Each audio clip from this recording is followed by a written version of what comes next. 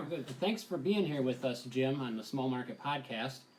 Um, as you as you The small know, market podcast, the small market podcast, given what we're going through, is as big a market as you're going to get out there. So yeah, don't worry about it.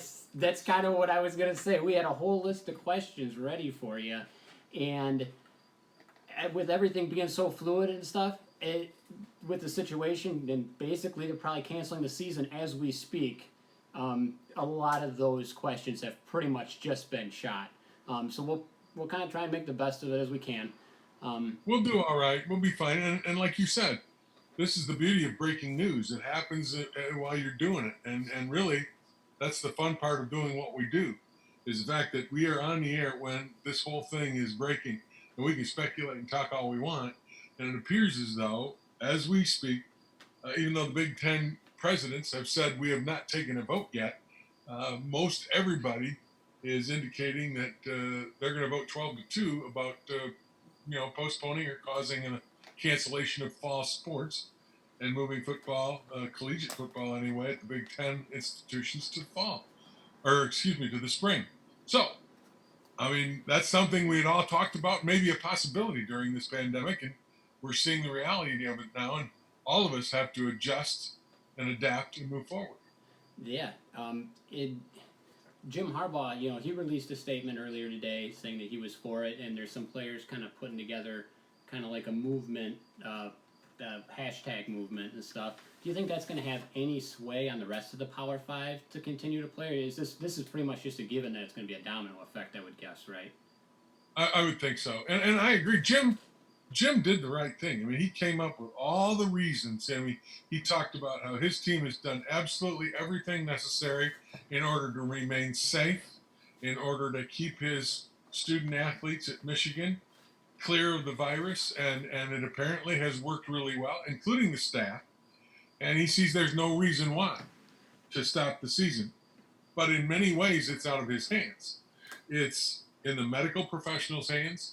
It's in the university administration's hands.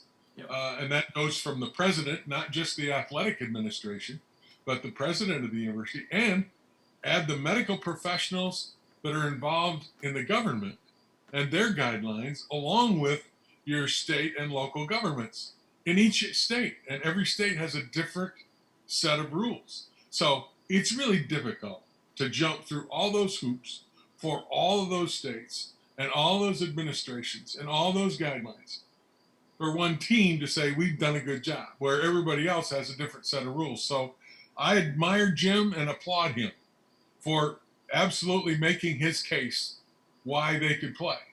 But as sadly as it is, it's not Jim's decision anymore. It maybe should be, but you know what? That's not the world we live in anymore. Yeah, the cards are definitely stacked against him, as you pretty much put it. So.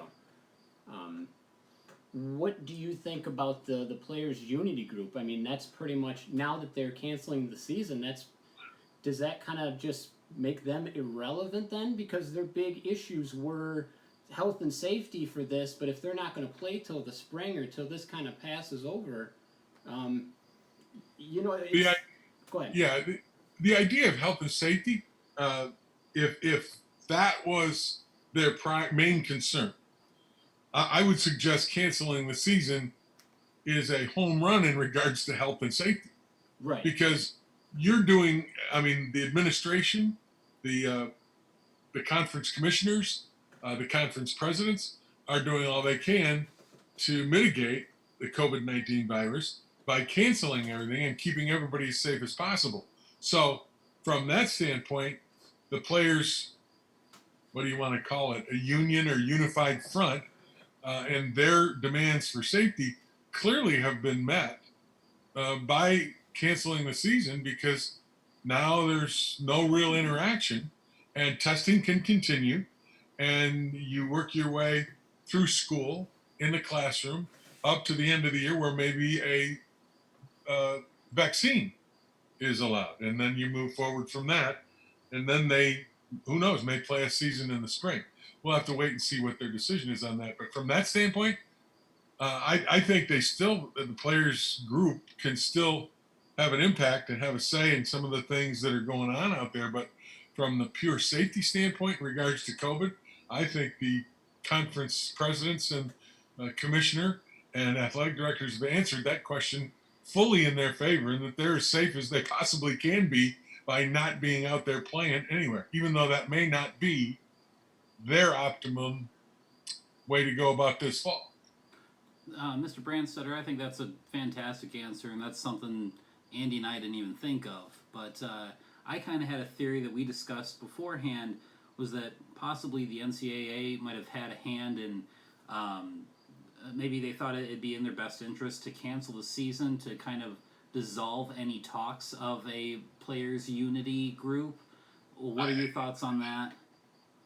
I don't necessarily think that they did that. I mean, there's so many factors involved. I mean, let's face it, the economic factor in regards to the money generated by college football is catastrophic. The effect that it's going to have on universities. Now, the Power Five conferences can probably survive. They'll be hurting for quite a few years to get back to the level that they were in 2019, 2018. But they'll probably survive. It's the schools like Mid-American Conference schools. Mm-hmm. Their economic model is just torn to shreds. Well, And there are young, non-revenue producing sports, swimming, diving, men's track and field, women's track and field, volleyball, field hockey.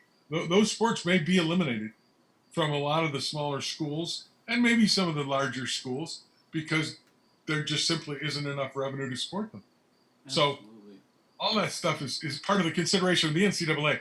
I think the NCAA didn't necessarily, going back to your question, didn't necessarily kind of, cancel the season to kind of get a quote unquote union or players unity front and stop that whole movement. I don't think they did that. I think they did it for strictly on a situation where if you start a season, let's play what if. If you start a season in September 5th, and like baseball, where Miami and St. Louis, both of them can't play. They've got, COVID viruses going on. Imagine if you started a season in September 5th and in September 27th, in your third or fourth game, you said, hey, we got to cancel. Because you couldn't control the COVID throughout the entire conference. Imagine the egg on your face when that would have happened. Right. So the most prudent decision in a standpoint of, okay, let's look at public relations.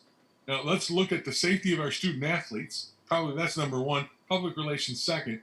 If we had to announce after 3 or 4 weeks of the season, okay, we're done, we've got to cancel, you'd have looked really stupid. Sure. And I think by canceling now and saying, let's take a back seat here, see what we can do when we come back in the spring, maybe start in late March and play 6-7 games and finish up in early May and then start 2021 as a normal year.